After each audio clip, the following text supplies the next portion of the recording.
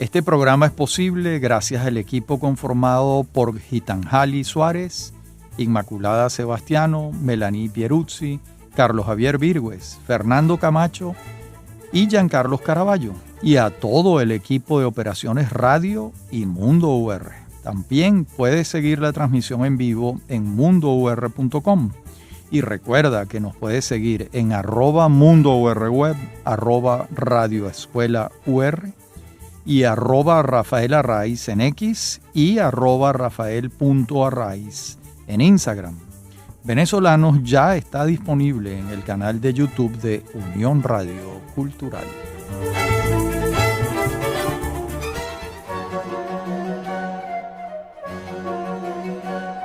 Bienvenidos todos a Venezolanos en esta serie que venimos adelantando sobre la historia de Caracas. Y hoy nos vamos a dedicar en el comienzo a revisar las ordenanzas de Miguel José Sanz. Estamos en el año 1802.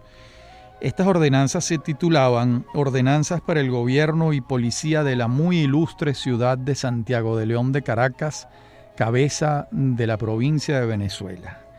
Pero ha querido el infortunio que los 10 tomos de las ordenanzas de Sanz se perdieran, y lo único que se conoce de ellas son los párrafos que cita François de Pons, el viajero francés, en su libro cuando aborda el tema de la educación. Pero allí lo que puede hacerse es catarse en las actas del Cabildo caraqueño, lo que él cita. Y al leer lo que queda salvado de estas ordenanzas, comprende uno por qué se perdieron los tomos.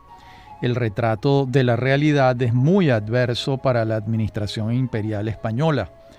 De allí que Guevara y el Cabildo no admitieran las ordenanzas y Sanz perdiera su trabajo por partida doble, ya que no aceptaron y encima se extravió lo escrito por el ilustre doctor caraqueño. Las ordenanzas se titulaban, como dije antes, Ordenanzas para el Gobierno y Policía de la muy ilustre ciudad de Santiago de León de Caracas, cabeza de la provincia de Venezuela. Vamos a referirles algunos párrafos citados por de Pons de lo que se salvó de estas ordenanzas. Dice Miguel José Sanz: en Caracas, el sistema de instrucción es generalmente malo. Aún no ha logrado el niño pronunciar bien las letras, garrapatear y leer sin comprender cuando ponen en sus manos la gramática de Nebrija, sin tomar en consideración que si no sabe hablar bien su propia lengua, leer, escribir y calcular, es ridículo que aprenda latín y se dedique a las ciencias que enseña la universidad, pues en la sociedad se hallará expuesto a muchos desagrados y errores, a pesar de que hermosos cordones y gruesas borlas le pregonen doctor. Como vemos, una crítica severa al sistema educativo colonial. Estas observaciones no cesan y sigue diciendo Sanz, citado por de Pons.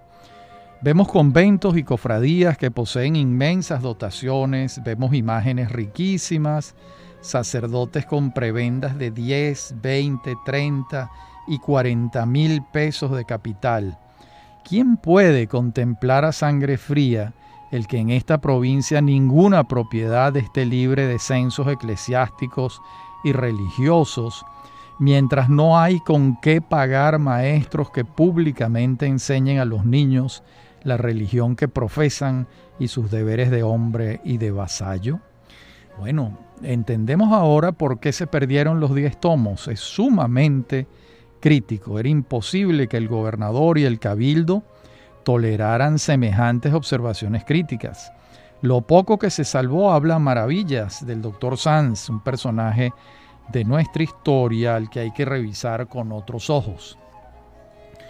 Y en cuanto a disposiciones propiamente urbanas, sabemos por las actas del Cabildo que Sanz objeta que no se le pongan límites al crecimiento de la ciudad y que ésta debe quedar circunscrita entre los ríos Catuche y Caruata. También se detiene en asuntos menores como la morfología de las ventanas. Lo que quedó nos lleva a echar de menos estas ordenanzas que, como vemos, legislaban sobre lo divino y lo humano. Veamos ahora la visión de Doxion Lavez, un viajero francés que pasa por Caracas entre 1806 y 1807. Y ese viaje lo recoge en un libro que se titula Viaje a las islas de Trinidad, Tobago, Margarita y a las diversas partes de Venezuela en la América Meridional. Fue publicado en París en 1813 y en español se publica por primera vez en 1967 en la Universidad Central de Venezuela, traducido por la profesora Angelina Lemo y la profesora Hilda de Rodríguez. Dice sobre Caracas lo siguiente, Doxion Lavez. Hay en general lujo y mucho dorado en el mobiliario de las casas de los ricos, y en todas las casas más limpieza y comodidad que en España. Esta ciudad no posee ningún edificio público notable por su belleza y magnitud, a excepción de la iglesia de Alta Gracia, construida a costas de las gentes de color de Caracas y sus alrededores. De nuevo una visión crítica, y luego dice lo siguiente. La población de Caracas era de 47.228 personas de todas las razas en 1807. Se elevó en 1810 a 50.000 almas. Bueno, y estas cifras no difieren de las cifras de Humboldt, sí difieren de las cifras de José Domingo Díaz, quien afirma en su libro de 1829, titulado Recuerdos sobre la rebelión de Caracas, lo siguiente. Yo fui encargado en 1805 por aquel gobierno e intendencia de formar la estadística de la provincia, y a mi disposición estuvieron para ello todos los archivos de un siglo. En 1778, la población de la capital consistía en 18.000 habitantes y en 1805 en 35.000. En este período la agricultura, el comercio y las rentas se habían triplicado. Bueno, son unas cifras diferentes porque 35.000 personas es muy distinto a 50.000. Bueno, y ahora van a ocurrir los sucesos de Bayona en 1808 y eso va a tener una repercusión muy particular en Caracas. No voy a referirles todos los sucesos de Bayona, pero sí vamos a referir, aunque sea brevemente, lo que ocurre el 19 de abril de 1810, fundamentado en los sucesos de Bayona de 1808. ¿Qué son los sucesos de Bayona? Que Napoleón Bonaparte pone la corona de España sobre la cabeza de su hermano José Bonaparte en Bayona y deja en cautiverio a Carlos, el rey, y a su hijo Fernando VII, y los dos quedan en cautiverio en Bayona y pasa a ser España reino de Francia. Cuando esas noticias llegan a las provincias americanas, comienza el proceso de independencia, pero la espita, la clave, el motivo, la causa fueron los sucesos de Bayona. El 19 de abril de 1810, en Caracas, el cabildo caraqueño rechaza al rey francés y se declara la Junta Conservadora de los Derechos de Fernando VII y se forma un gobierno. Es la primera vez que los venezolanos forman un gobierno propio para actuar en nombre de Fernando VII, que está preso. Estos sucesos no vienen al caso en la historia que estamos haciendo de la ciudad de Caracas, pero sí es necesario referirlos, aunque sea muy, muy someramente. Veamos ahora a Robert Semple, que también pasa por aquí en un libro que publica después en Londres en 1812, y él pasa por Caracas en 1810. ¿Qué dice Semple allí sobre la ciudad que nos pueda interesar? Afirma Semple: la población de Caracas pasa de 40.000 habitantes, una tercera parte de los cuales es de blancos. Entre los restantes hay muy pocos indios, pero la mezcla en la sangre india es general. Casi todos los oficios son realizados por libertos de color, quienes son generalmente ingeniosos, pero indolentes e indiferentes en alto grado. Ellos prometen sin la menor intención de cumplir y se quedan perfectamente inconmovibles cuando se les reprocha su falsedad. Bueno, algo similar apuntaron los viajeros franceses de 1783, la misión secreta referida por Carlos Duarte.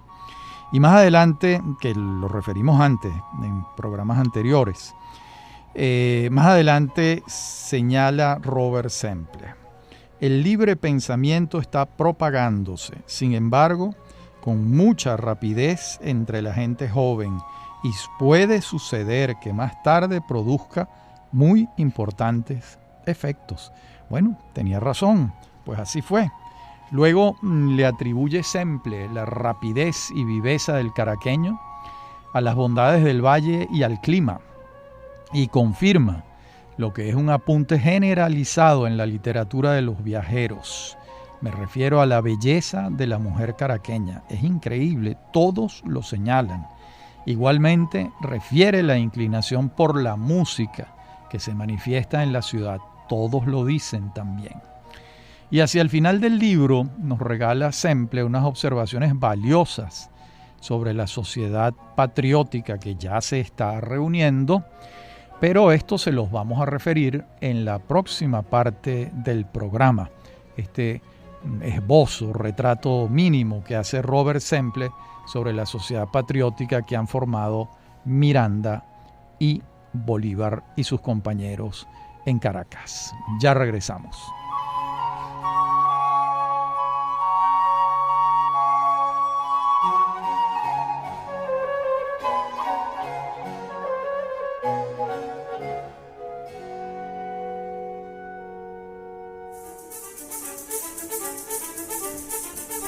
En breve continúa Venezolanos. Somos Unión Radio Cultural.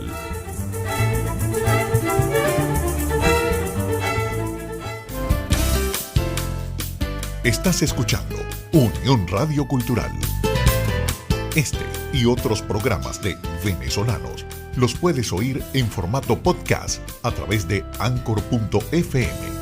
Para alguna sugerencia sobre este espacio, pueden escribirnos al correo rafaelarraiz@hotmail.com.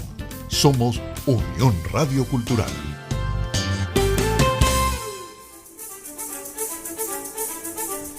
Estamos de regreso con Venezolanos.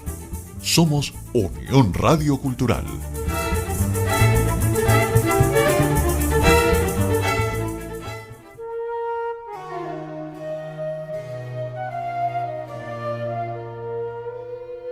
Les decía en la parte anterior del programa que Robert Semple afirmaba esto sobre la sociedad patriótica. Un número considerable de franceses forma parte de esta sociedad, en la cual desempeñan papel importante. En efecto, esta sociedad tiene marcadísimas tendencias de origen francés y una estrecha afinidad con el memorable Club de los Jacobinos, tanto por la violencia y extravagancia de los discursos que frecuentemente se pronuncian en sus sesiones, como por su influencia sobre los acuerdos que adopta el gobierno. 6 meses más o menos después de su llegada, el general Miranda fue electo presidente de esta sociedad e inmediatamente introdujo 4 mulatos en calidad de miembros para gran contentamiento de los amantes de la igualdad efectiva. Aquí hay un error de Semple porque realmente Miranda es el que crea la sociedad patriótica y no Miranda se incorpora después de creada. Bueno, pero es una imprecisión menor. A lo que nos interesa es lo que dice sobre la composición de la sociedad. Bueno, es un comerciante bastante desprevenido como comerciante, porque es culto, conoce la historia, tiene el papel de Gran Bretaña en el mundo. Las observaciones de Robert Semple sobre la vida política venezolana de entonces son precisas, significativas. Advierte el peligro del fanatismo antieuropeo de los patriotas americanos y da ejemplos de ello, así como llama a su país a tener un papel más activo en América del Sur, más allá del comercio.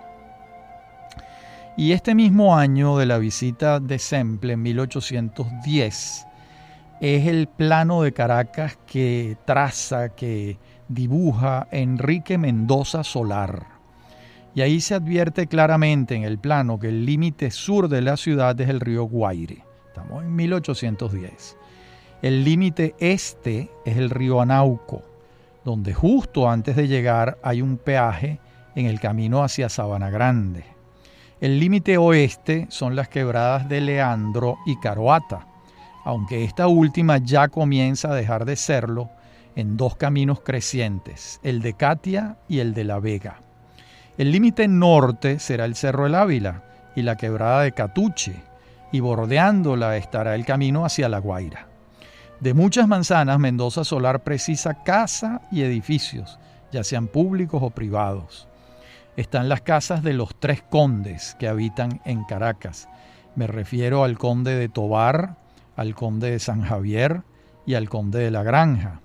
Y están las casas de los 4 marqueses que habitan en Caracas: el marqués de Mijares, el marqués del Toro, el marqués del Valle de Santiago y el marqués de Casaleón. Además, Mendoza Solar ubica 7 puentes: Carlos III, La Trinidad, Punceres, La Romualda, Anauco, Monroy y San Pablo. Precisa plazas y plazuelas también, los cementerios, que hay varios, los cuarteles. Señala las casas donde vivieron Diego de Lozada, Simón Bolívar, Andrés Bello, Humboldt, y también las residencias de las autoridades españolas. También precisa los conventos, las iglesias, los hospitales. Bueno, es en esta ciudad donde van a ocurrir los hechos del 19 de abril de 1810, ya referidos muy resumidamente, y los del 5 de julio de 1811, también muy resumidamente. Ese día Venezuela funda una república, un estado moderno, la República de Venezuela, en el Congreso Constituyente. El acta de la independencia la redacta Juan Germán Rocio. Juan Germán Rocio también, junto con Ustaris e Isnardi, va a redactar la Constitución de 1811.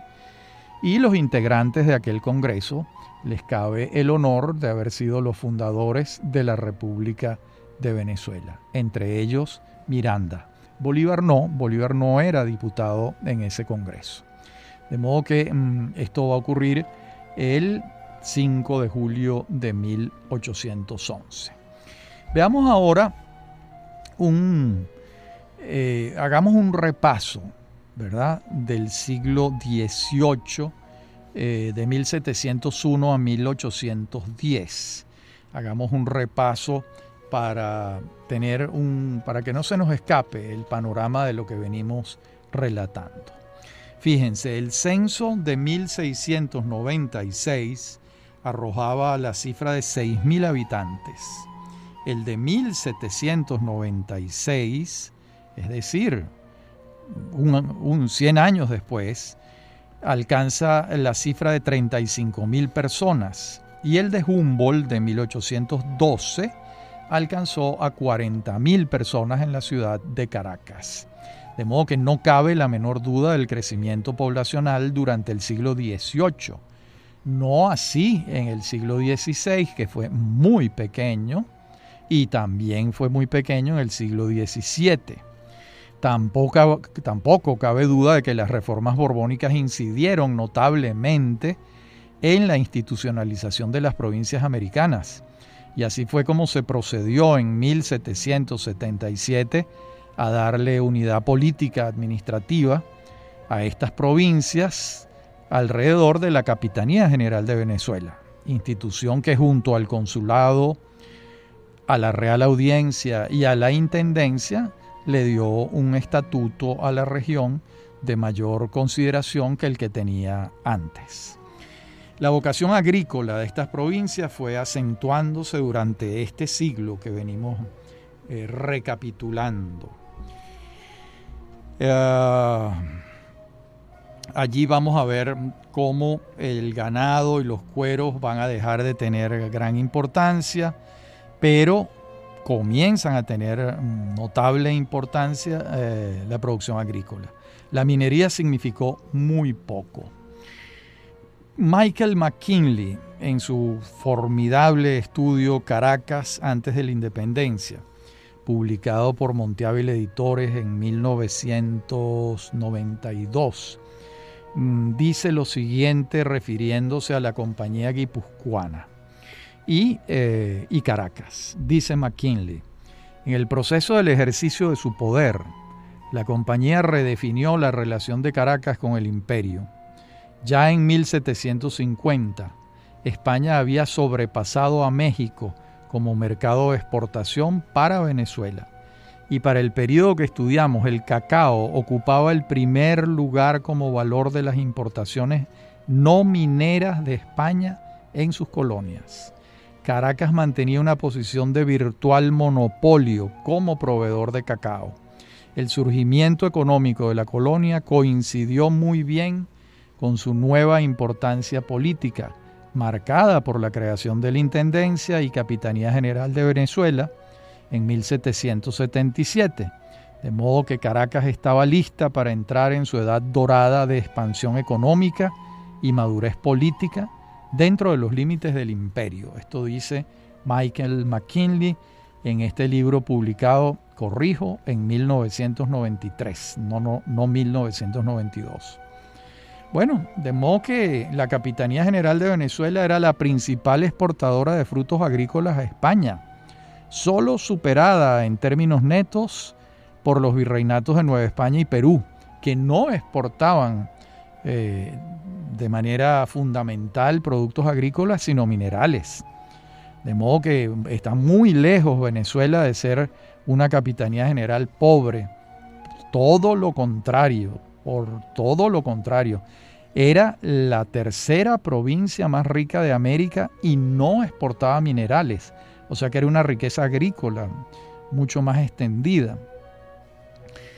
Bueno, en este siglo también que venimos relacionando, vimos cómo el Seminario de Santa Rosa pasó a ser la Real y Pontificia Universidad de Caracas en 1725. Vimos cómo la educación sube un escalón en su ascenso con la creación de un recinto universitario. De modo que esta urbe entre 1701 y 1810 tiene un crecimiento interesante y bueno, además conserva, por supuesto, el trazado original de Diego de Henares, hecho por instrucciones de Diego de Lozada, y las líneas fundacionales elementales allí estaban. Bien, en la próxima parte del programa vamos a entrar en una nueva etapa y es lo que podemos llamar la urbe republicana. Este periodo, bueno, se sostiene hasta nuestros días, comienza en 1811 y hasta el año 2024 continuamos siendo una república con todas las vicisitudes que hemos tenido. Esa ciudad que en 1811 tenía 40.000 habitantes, hoy en día, sin incluir los Altos Mirandinos, los Valles del Tuy y Guarenas Guatire, Caracas está cerca de 3 millones de habitantes. Si los incluimos, la cifra es bastante mayor. Bueno, entonces este siglo XIX que vamos a empezar a visitar, lo referiremos en la próxima parte del programa.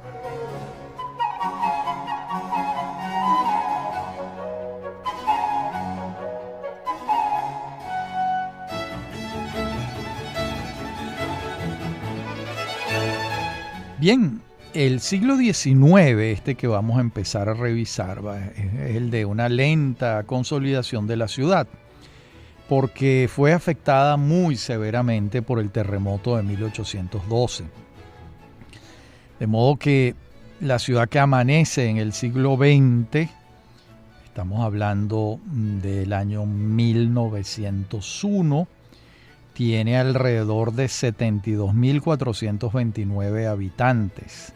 De modo que no ha sido demasiado el crecimiento de los 50.000 habitantes que anotó Humboldt en 1810-12 a 72.000 según el censo oficial de 1891. No es un crecimiento demasiado grande, como sí lo fue proporcionalmente durante el siglo XVIII. Bueno, en esa época, en ese mismo censo de 1891, la República de Venezuela tiene 2.050.906 habitantes. Bueno, vamos entonces a ver el siglo XIX. Lo primero es el terremoto de 1812. Hay que aclarar que ese día tuvieron lugar 3 sismos casi simultáneos en el eje Caracas-La Guaira, otro en el eje Barquisimeto-San Felipe y otro en Mérida, siendo este fenómeno el más devastador que se ha presentado en la historia sísmica nacional, de acuerdo con todas las fuentes autorizadas. También esas fuentes dicen que la ciudad quedó destruida en gran medida, como nunca antes ni después. El número de fallecidos es muy variado. Por ejemplo, el investigador Rogelio Altés, que se ha dedicado mucho a este tema con mucha seriedad, apunta: probablemente esta sea la cifra más cercana a la realidad de aquella tarde tan lejana, y pueda concluirse que el número de muertos por el terremoto rondaba los 2.000. Bueno, esta cifra de Altés es muy diferente a la ofrecida por Centeno Grau, que había dicho que eran 14.000, o a la cifra que aporta Robert Kerporter, el encargado de negocios de Gran Bretaña en Venezuela. Kerporter señalaba 16.000, pero es una cifra muy cercana a la de Juan Germán Rocio, que hablaba de 1.000, o a la de Robert Semple, que hablaba de 3.000. Y la argumentación de Altés es convincente en relación con el número de fallecidos, lo que trae como consecuencia que la destrucción física no haya sido masiva aquel Jueves Santo, que no haya 14.000 o 16.000 fallecidos no quiere decir que la destrucción física de la ciudad fue muy importante. La lista de edificaciones públicas y religiosas caídas, arruinadas o dañadas es larguísima. En un cuadro elaborado con base en los estudios de Altés y otras fuentes a las que el autor recurre, como Ibarra o las actas del Cabildo, se puede valorar la magnitud del daño. Y el consejero Manuel María Lisboa, 40 años después del terremoto, en su visita a Caracas, afirma: quien llega por primera vez a Caracas no puede dejar de contemplar con un sentimiento de melancolía los testimonios que aún están allí, a pesar de haber transcurrido más de 40 años del fatal terremoto de 1812. Bueno, y José Domingo Díaz deja un testimonio escrito. Dice Díaz: eran las 4. El cielo de Caracas estaba extremadamente claro y brillante. Una calma inmensa aumentaba la fuerza de un calor insoportable. Caían gotas de agua sin verse la menor nube que las arrojase. Y yo salí de mi casa para la Santa Iglesia Catedral.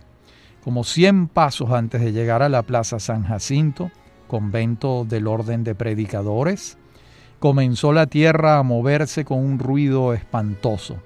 Corrí hacia aquella. Algunos balcones de la casa de correos cayeron a mis pies al entrar en ella. Me situé fuera del alcance de las ruinas de los edificios y allí vi caer sobre sus fundamentos la mayor parte de aquel templo. Y allí también, entre el polvo y la muerte, vi la destrucción de una ciudad que era el encanto de los naturales y de los extranjeros. Sigue diciendo José Domingo Díaz: a aquel ruido inexplicable sucedió el silencio de los sepulcros. En aquel momento me hallaba solo en medio de la plaza y de las ruinas. Oí los alaridos de los que morían dentro del templo. Subí por ellas y entré en su recinto. Todo fue obra de un instante. Allí vi como 40 personas o hechas pedazos o prontas a expirar por los escombros. Volví a subirlas y jamás se me olvidará ese momento. En lo más elevado encontré a don Simón Bolívar, que en mangas de camisa trepaba por ellas para hacer el mismo examen. En su semblante estaba pintado el sumo terror o la suma desesperación. Me vio y me dirigió estas impías y extravagantes palabras. Si se opone la naturaleza, lucharemos contra ella y haremos que nos obedezca. La plaza estaba llena de personas que lanzaban los más penetrantes alaridos. Volví a mi casa, tomé a mi familia y la conduje a aquel sitio. Fin de la cita de José Domingo Díaz. Dos párrafos verdaderamente dramáticos, electrizantes, bien escritos. Bueno, no hace ninguna falta recordar que las simpatías de Díaz por Bolívar eran inexistentes. De modo que, bueno, estas palabras que se hicieron célebres pareciera que las dijo Bolívar tal cual, de acuerdo con quien las recoge, que es José Domingo Díaz. Bien, y sabemos que en julio de 1812, luego de la capitulación de Miranda y su posterior entrega en manos de Monteverde por parte de sus coroneles, pues la Primera República se había perdido. Pero el 6 de agosto de 1813 entra Simón Bolívar a Caracas proveniente de Nueva Granada en la famosa campaña Admirable. Y entonces dice lo siguiente: Bolívar, desde la ilustre capital de Venezuela tengo el honor de participar a vuestras excelencias el restablecimiento de esta república que los heroicos sucesos de las armas de la Nueva Granada han sacado de la nada. Bueno, esta proclama de Bolívar, pues no vamos a referir todos los hechos de la guerra, porque no es el objeto de esta historia de Caracas que estamos haciendo, pero sí tenemos que señalar uno de los momentos más trágicos en la historia de la ciudad, que es la emigración a Oriente, que ocurre el 6 de julio de 1814. Bueno, aquí lo que está ocurriendo es que Boves viene avanzando desde Calabozo hacia Villa de Cura, San Juan de los Morros, Campo Elías, y va a entrar a Caracas, y ya ha entrado en Valencia, y la población de Caracas, con Santiago Mariño y Simón Bolívar a la cabeza, deciden abandonar la ciudad para no seguir la suerte que siguieron los valencianos, que muchos de ellos murieron por las arremetidas de José Tomás Boves. Juan Uslar Pietri, en su estudio Historia de la Rebelión Popular de 1814, nos refiere lo siguiente: cuando aquella harapienta masa desemboca en la costa, lejos de sentir el bienestar de la orilla del mar y de la arena caliente que iban pisando, vieron sus males recrudecidos. Varios barcos españoles les tiraban andanadas de cañonazos para diezmarles y detenerles en su huida. Muchos de los habitantes más distinguidos de Caracas quedaron tendidos para siempre en aquellas solitarias costas bajo los bosques de palmas y cocoteros. Bueno, la emigración a Oriente es una verdadera tragedia. Las cifras también varían mucho. Algunos afirman que murieron entre 5.000 y 10.000 personas. Otros afirman que salieron de Caracas 20.000 personas. 20.000 personas en esta época, pues estamos hablando de casi la mitad de la ciudad. De modo que fue una verdadera tragedia. Si me apuran, diría que es la tragedia más grande que ha padecido la ciudad desde que fue fundada por Diego de Lozada en 1567. En la próxima y última parte del programa vamos a ver la llegada de Pablo Morillo a Caracas. Ya regresamos.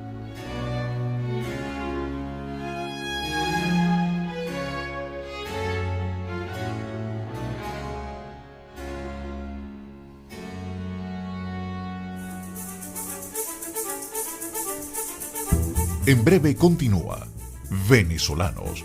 Somos Unión Radio Cultural.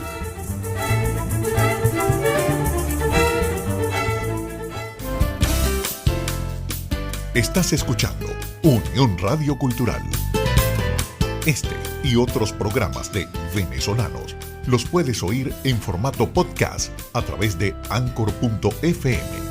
Para alguna sugerencia sobre este espacio, pueden escribirnos al correo rafaelarraiz@hotmail.com. Somos Unión Radio Cultural.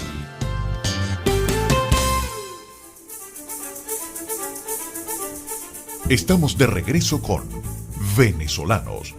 Somos Unión Radio Cultural.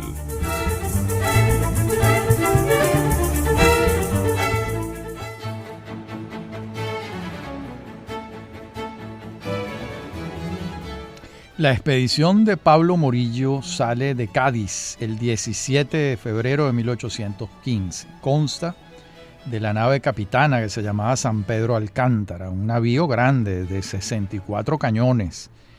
También la integraban 2 fragatas, una corbeta, una goleta, una barca, 12 obuseras y 52 buques de transporte que llevan a 12.254 soldados. Bueno, así fue como España recuperó estos territorios con la llegada de Pablo Morillo. El primer sitio al que llegan es Carúpano, de allí se mueven a La Guaira, de allí Morillo sube a Caracas, toma posesión de la ciudad y inicia su reconquista de otras regiones de América, porque pasó unos 8 o 9 meses gobernando en Bogotá. Estamos en 1815. La ciudad de estos años es muy poco agraciada. Estamos en medio de una guerra. Esa guerra se va a prolongar hasta 1823, cuando ocurra la batalla del lago de Maracaibo y cuando ocurra el sitio de Puerto Cabello y Sebastián de la Calzada se rinda ante el general José Antonio Páez. De modo que en medio de la guerra es poco lo que va a ocurrir de manera favorable para la ciudad de Caracas. De hecho, William Duane y Richard Page pasan por Caracas en 1822. El libro de Duane se titula Visita a Colombia en los años 1822 y 1823. Y el de Richard Page, La República de Colombia en los años 1822-23. Claro, esto era Colombia. Recordemos que fuimos la República de Colombia entre 1819 y 1830. ¿No? Ahora, ¿qué dicen ellos que pueda resultarnos interesante sobre la ciudad de Caracas? Bueno, pues algunas cosas pueden resultar interesantes. Por ejemplo, era ya una hora bastante avanzada cuando me retiré del baile y debo decir que en ninguna otra fiesta que haya asistido vi tanta profusión de obsequios, champaña, borgoña y moscatel en abundancia, ni tampoco aquel ambiente de espontánea felicidad y regocijo como el que allí prevalecía. Bueno, también Duane relata un paseo a la hacienda Blandín en Chacao y da cuenta de la pulcritud en el manejo de los cultivos de café y en la calidad del obsequio y la belleza de la casa de hacienda. Recordemos que todas estas observaciones de estos viajeros son fundamentalmente de casas de la élite, que son las que ellos visitan. Muy pocos refieren escenas más vinculadas con la pobreza de la ciudad, que también la vida, y en grado importante, sin la menor duda, pero muy pocos dejaron constancia de eso. Bueno, hay otras memorias que son muy interesantes, pero cuando digo muy, es muy, que son las memorias de Jean-Baptiste Bousingot. Bueno, este es un científico contratado por Francisco Antonio Sea para trasladarse a estas tierras en tareas científicas y militares. Era agrónomo y químico y estuvo muchos años aquí. Estuvo entre 1822 y 1833 y se publicaron sus memorias en 5 tomos muchos años después. en 1892 y 1903 en París. Ya el autor había fallecido. De esas memorias, Enrique Planchar, el escritor venezolano, tradujo 166 páginas referidas a Venezuela. Y cuando iban a ser publicadas en 1949 por parte del Ministerio de Educación de nuestro país, cuyo titular era Augusto Mijares, optó por mandarlas a incinerar porque consideraba que lo dicho por el francés lesionaba la memoria de Bolívar y de Manuela Sáenz. Felizmente, en 1974, varios años después, ese gran editor que fue José Agustín Catalá publicó las memorias de Bousingot referidas a Venezuela en ediciones Centauro. Allí, por ejemplo, se lee lo siguiente: todas las mujeres de Caracas fuman, y debo añadir con mucha soltura. En sociedad os ofrecen un tabaco y ellas mismas os dan fuego como muestra de atención. En caso contrario, una negra lo trae en un brasero de plata. La sociedad blanca, la aristocracia, los criollos de Venezuela recuerdan la sociedad española. Caracas está muy próxima a la costa. Sus relaciones con las Antillas francesas e inglesas son continuas. Donde quiera se encuentra en las costumbres cierto barniz cosmopolita que no se observa en las ciudades del interior de Venezuela. Esto es muy importante. Y sigue diciendo Bousingot: la abundancia de negros en Venezuela sin duda ha modificado algo la sangre azul de Castilla. En cuanto al trato social en Venezuela, las relaciones son perfectamente agradables. Y aquí volvemos con lo de siempre. Las mujeres de Caracas, como todas las de buena sociedad en América Española, son seductoras, si bien carecen por lo general de instrucción. Saben leer, escribir, pero no leen nunca, ni siquiera obras de piedad. Su religión es de fe ciega. Los hombres, en cuanto he podido observar, son de dos categorías. Unos poseen instrucción literaria, adquirida frecuentemente en el extranjero. Otros viven en sus tierras en medio de esclavos, entregados al cuidado de sus posesiones, y suelen ser hábiles, poco interesantes, pero acogedores. Todos, tanto los instruidos como los ignorantes, adolecían entonces de pasión por el juego. Bueno, esto es muy interesante porque realmente casi se puede hablar de una ludopatía en Venezuela en estos años. La pasión por el juego era muy, muy acentuada. Y tenemos además el censo de 1825, 29.846 habitantes. ¿Quién coordinó este censo? Tomás José Sanabria, que es un nombre que se repite mucho en la historia de Venezuela. Es un antepasado del gran arquitecto Tomás Sanabria o del estupendo cardiólogo Tomás Sanabria. Entonces, fíjense, 29.846 habitantes es bastante menos en 1825 que los 50.000 que señalaba Humboldt. ¿Por qué se ha reducido la población? La emigración a Oriente, 20.000 personas, el terremoto, etcétera, etcétera. Bueno, y en esta época también se publica el anuario de la provincia de Caracas. Esto lo publica la Sociedad Económica de Amigos del País y alude a lo siguiente, dice: las parroquias caraqueñas y el número de habitantes. Dice, en la parroquia Catedral hay 7.378, en San Pablo hay 8.935, y así va dando la lista de el número de habitantes parroquia por parroquia. Y también señala las parroquias vecinas, que no son propiamente la ciudad de Caracas. Dice, en el Valle, 2.078 personas. En Chacao, 2.063. En La Vega, 1.303. En Antímano, 1.581. En Macarao, 2.030. En San Pedro, 1.650. En Los Teques, 2.678. En San Antonio, 1.152. En San Diego, 1.497. En Paracotos, 4.994.